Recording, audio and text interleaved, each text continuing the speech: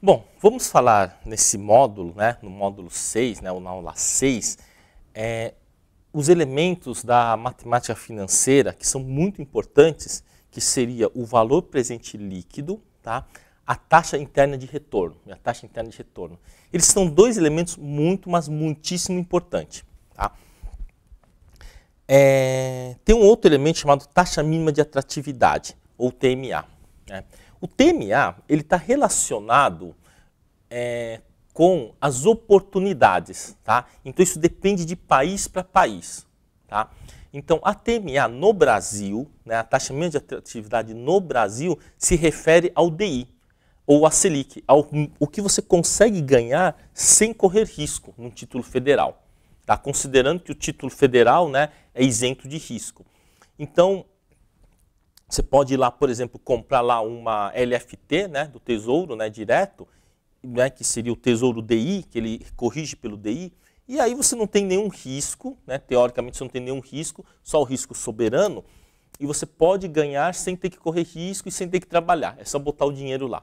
Então essa é chamada taxa mínima de atratividade, né? No Brasil nós vamos falar de DI, tá? É o nosso DI. Nos Estados Unidos a taxa mínima de atratividade não é o DI deles, não é. Tá? Isso é uma questão cultural, tá? É uma questão cultural. A taxa mínima de atratividade nos Estados Unidos é considerado a chamada prime rate. Né, que mudou de nome várias vezes, né, tentaram colocar outros nomes, mas essa prime rate é o seguinte, ele é a taxa em que as grandes empresas pagam para fazer a captação. Né, são os chamados os bondes, né, das empresas, né, AAA, né, que eles praticamente não têm risco de crédito. Né, então, aí aquela taxa ela é considerada uma taxa de referência para as aplicações. Né, então, aquilo que é a taxa mínima de atratividade para eles. Tá? Em alguns países que são muito exportadores, assim, aí tem algumas empresas que também, né, emitem export notes, né, que são notas de exportação, que e são garantidos, né, por algum banco. Né? Aí alguns países utilizam isso como a sua taxa mínima de atratividade. Né? Taxa mínima de atratividade é uma coisa mais geral. No Brasil, podemos dizer que isso é praticamente o DI. Tá? Alguns consideram a poupança, como o rendimento líquido da poupança, como taxa mínima de atratividade. Isso é uma coisa pessoal, mas aqui no Brasil, assim, em termos acadêmicos, né, nós costumamos, tá, existe costume realmente de a gente considerar a taxa mínima de atratividade como a taxa Selic. Né? Tá. E o valor presente líquido, ele é o quanto vale aquele negócio, aquele fluxo de caixa no valor presente. Tá? Então suponha que você aplique, por exemplo, 50 mil reais. Né? E todo mês você consiga tirar 6 mil. Então, no final de um ano, você tirou 72 mil aplicando 50. Né? Mas você vai falar, então, peraí, 72 menos 50, eu ganhei 22. Espera, você ganhou 22 ao longo do ano. Né? Você teria que deflacionar aí, no caso, o DI, a taxa mínima de atratividade, a taxa que você ganharia sem correr risco.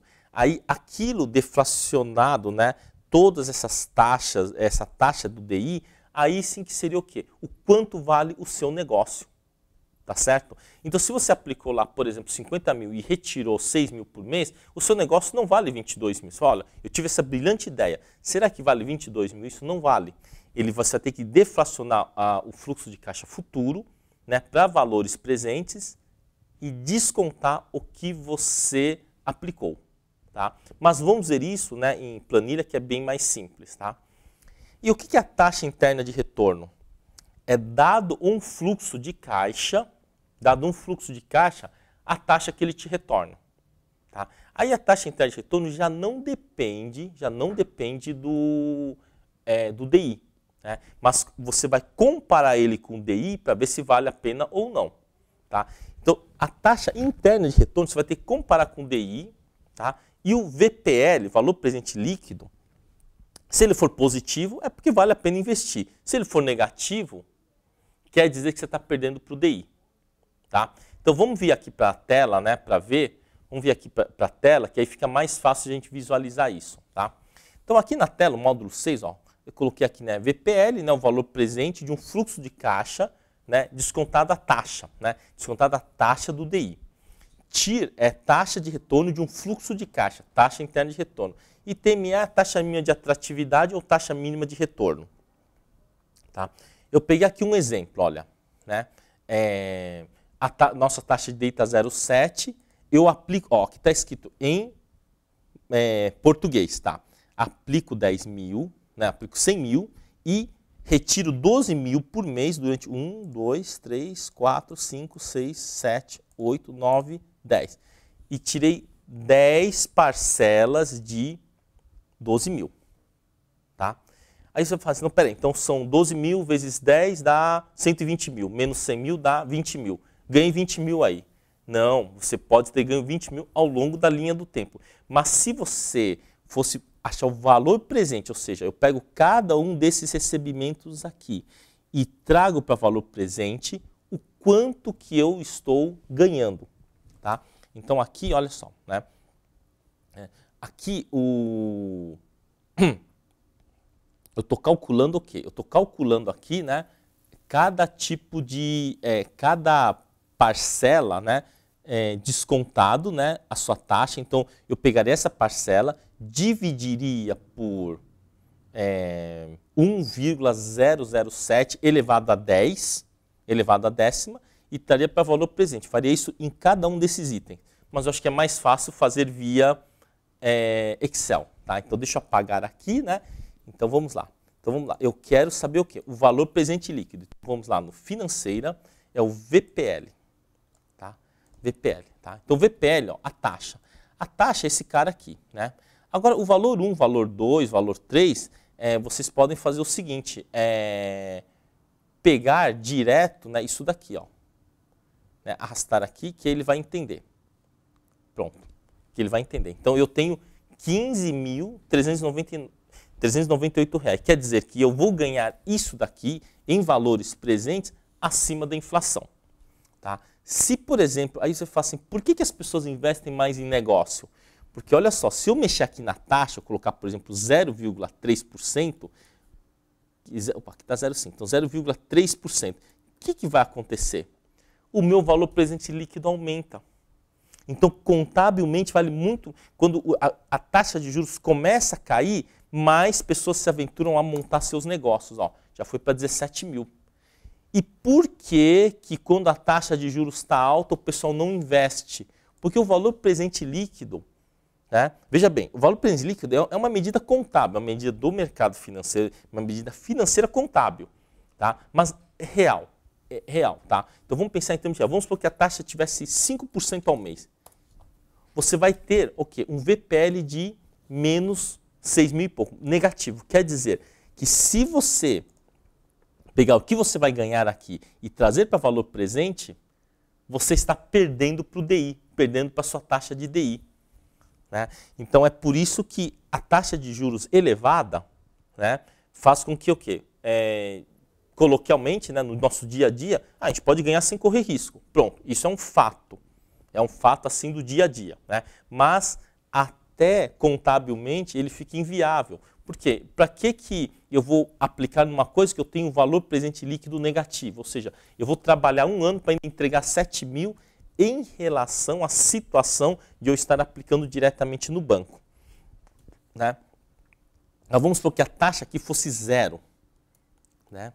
Aí o VPL dá justa exatamente o quê? Basta multiplicar esses 12 por 10, dá 120 mil, menos os 10 mil. Então, no Japão, por exemplo, que a taxa de juros ele é negativa, né? Vamos ver o que acontece aqui. Né? Então, você vai ter um VPL, olha, acima, tá? Acima do valor do recebimento menos a sua aplicação. Então, eu recebi 120 mil, né? Eu vou receber 120 mil e botei 100 mil. Então, teoricamente, eu ganhei 20, né? Mas quando a taxa de juros é negativa, você acaba até recebendo mais. Coisa interessante, né? É como se você acabasse, né? O valor presente líquido é maior do que todo o seu fluxo de caixa. E isso é um fenômeno, Mas vamos pensar aqui que é 0,7%, né? Que é mais ou menos, né, o nosso DI aí para 7% ao ano. Né? Na verdade, aí daria mais um 0,63 mais ou menos. né? 0,62, 0,63. Então, é isso que acontece, né? E se você, por exemplo, puder aplicar menos? Eu vou conseguir aplicar menos. Então, o que acontece? Eu apliquei menos, vou continuar recebendo os 12. Né? Então, aí aumenta o meu valor presente líquido, ou seja, a minha lucratividade acima do DI. Então, valor presente líquido, veja bem, é a lucratividade que você vai ter acima, tá? O quê? Da rentabilidade bancária ou da rentabilidade de um título, né? Sem risco, né? Sem risco, tá? Que você pode trabalhar sem risco, né? Você pode ganhar sem risco, tá? Agora aqui, o TIR, taxa interna de retorno. A taxa interna de retorno, ele vai te dar o valor do fluxo de caixa. O valor do fluxo de caixa, a porcentagem que esse fluxo de caixa te paga. Então, a mesma situação, eu coloquei 100 mil e tirei 12 mil por mês. Eu vou receber uma taxa de 3,46. É como se, tudo ocorre como se eu aplicasse 100 mil, ganhasse 3,46, tirasse os 12 mil, né? E sobre o saldo eu ganho mais 3,46, mas eu vou tirando 12 mil. Então vamos supor, o dinheiro vai rendendo, vai subindo o dinheiro, né? O dinheiro vai subindo, vai subindo de valor, né, com a passagem do tempo, mas eu vou tirando as minhas parcelas. Aí ele dá uma diminuída. E no final o fluxo de caixa acaba zerando. Ou seja, imagina você colocou 100 mil lá e rende 3,46 ao mês. Tá? Aí todo mês você vai lá e tira 10 mil, então você vai acabar tirando juros e um pedaço do principal. E no final, a última parcela vai tirar os 12 mil e vai secar a conta. Tá? Agora, aqui é o seguinte, né? Isso daqui ele é interessante quando você tem um planejamento, né? Em que você fala, olha, esse dinheiro tem que durar durante 2 anos, né? Então você vai lá, coloca, né, o valor que você pode, né, colocar, né, que você vai poder dispor, né? Aí para você saber por quanto que você tem que aplicar, né? Qual que é o porcentagem que você tem que aplicar para você poder obter esse retorno. Tá? Então, quanto maior o valor inicial, menos vai ser a taxa. Então, se eu colocar, por exemplo, 110 mil no começo, né, eu não preciso ganhar tanto, a taxa é só 1,61. Eu consigo ganhar 1,61, eu consigo cumprir esse fluxo de caixa. Tá? Mas isso geralmente é utilizado quando você tem um negócio com fluxo de caixa, tá? Para ver se vale a pena. Tá? Então vamos pegar aqui um exemplo, né? Falar assim, olha, vamos ver se vale a pena montar esse negócio. Tá? Então vamos supor que você tem que investir 110 mil. Tá certo? Vamos pensar assim, vamos pensar numa mineradora. Tá? Você investe 20 mil. Né? E todo mês, todo ano, 20 mil não dá para montar uma mineradora. Né? Vamos pensar aqui 2 milhões. Tá certo? E todo ano você tira 1 milhão. Você tira 1 milhão todo ano. Né? 1 milhão, né, todo ano. Esse aqui é um exemplo de uma mineradora, para você ver a taxa interna de retorno. Só que no final, na mineradora, acontece o seguinte. Né? Na mineradora, no final você vai ter que repor. Você vai tirando a terra lá vai tirando a terra, vai tirando os minérios, né? E depois fica aquele buracão lá e você vai ter que tapar ele. Tá certo? E você colocou, 2 milhões, né? Pagou 2 milhões no começo, retirou 1 milhão por ano e no final você vai ter que pagar lá, vamos supor, 2 milhões é pouco. Vamos pensar que você vai ter que repor 8 milhões lá. Tá? Será que essa mineradora ela é viável? Vamos ver. Olha, essa mineradora aqui, nessa situação, vai te pagar 10,68 num ano. Tá? Vamos comparar com a nossa taxa mínima de atratividade? A gente está falando de 0,7, né? Então 0,7 vezes 12, vamos fazer como se fosse proporcional. Né? Na verdade, eu não teria que fazer o cálculo direitinho, ia dar 8,8. Né? Mas aqui no caso, né, a taxa mínima de atratividade, né, o TMA aí no caso, seria então, vamos dizer, 8,4. Tá? Vamos fazer uma... considerar que é 0,7 vezes 12, né? Porque aqui está o ano. Então, olha só. Então, você vai comparar o TIR com o TMA. Tá? Se o TIR for maior que o TMA, ele é viável. E se for menor, aí não vale a pena. Aí não vale a pena. Tá? Então, vamos supor que você tivesse aqui que colocar, sei lá, 3 milhões aqui no começo. Você tem que gastar 3 milhões em estrutura. Né? Opa, aí não dá. Aí ele fica inviável. Então, 2 milhões e meio. Vamos ver se dá certo. Não, também não dá certo. Né? Também não dá certo. Ó, se colocar 2 milhões e 200, está dando 14,5. Né? Então, vamos pensar aqui, 2.300. Vai chegar uma hora que ele fica inviável. Acho que ele já fica inviável aqui. Então, aí fica inviável porque aí dá um tiro negativo, né? Tá? Dá um tiro negativo. Então, é isso que acaba acontecendo. Se você for pensar mesmo, quer dizer, aqui eu aplico, né, 2 milhões e 200. Não, aqui está... Isso, aqui aplico 2 milhões e 200, né? E se eu retirasse menos aqui, por exemplo, no começo, né? Em vez de 10 milhões, né? Eu tirasse só isso daqui, né? Opa, aí as taxas começam a ficar negativas. Então, acontece isso daí mesmo, tá? Você não começa a mexer demais, por exemplo, aqui 14,5% até é um bom investimento, né? Acaba sendo um bom investimento. Então aí você vai ter que fazer essa comparação. Vamos ver como é que fica isso daqui? Vamos refazer um fluxo, né? Então eu aplico lá 20 mil, né? Vamos pegar, aplico 20 mil, né? Tiro 3 mil, 200 mil, tiro 30 mil por mês. Não, vamos pensar aqui mensal, né? Então, 30 mil por mês, né? Vamos ver se isso daqui ele tem uma viabilidade. Né? Opa, isso daqui está dando 7,18, né? Então vamos supor que isso daqui seja anual, vamos pensar numa referência anual. Aí nesse caso, se você for comparar aqui com a taxa mínima de atratividade, de 0,7 vezes 12 meses, né? Vamos considerar que aqui é anual, aí vai dar 8,4, ele já fica inferior, né? Ele já fica inferior à taxa mínima de atratividade. Aqui se for 30 mil, opa, aqui não. Aqui ele fica um pouco viável, praticamente 0 a 0, né? Então, aqui a conclusão é que, bom, empresa mineradora, por incrível que pareça, é uma empresa financeira. Né? Na verdade, ele tem que aplicar aquele dinheiro ganho com minério, né, para poder repor. Né, para poder repor, né, o estrago ambiental lá. Tá? Agora, esse fluxo de caixa aqui, vamos pensar no fluxo de caixa em que eu coloco 10 mil reais e tiro 1.300 por mês. Será que eu ganho do DI? Então, a nossa referência aqui é mensal. Então, a nossa referência é mensal.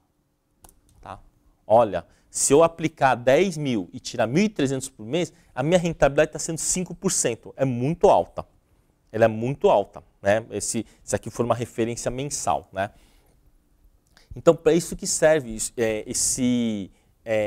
essa planilha. Né? Vamos pensar aqui num fundo imobiliário. Tá? Um exemplo de fundo imobiliário. Você foi lá e comprou a cota a 1.500. A cota. Então, compra 1.500 a cota. Tá? Compra 1.500. Aí, todo mês, você recebe 15. Né? 15, vai. 15. 15, né?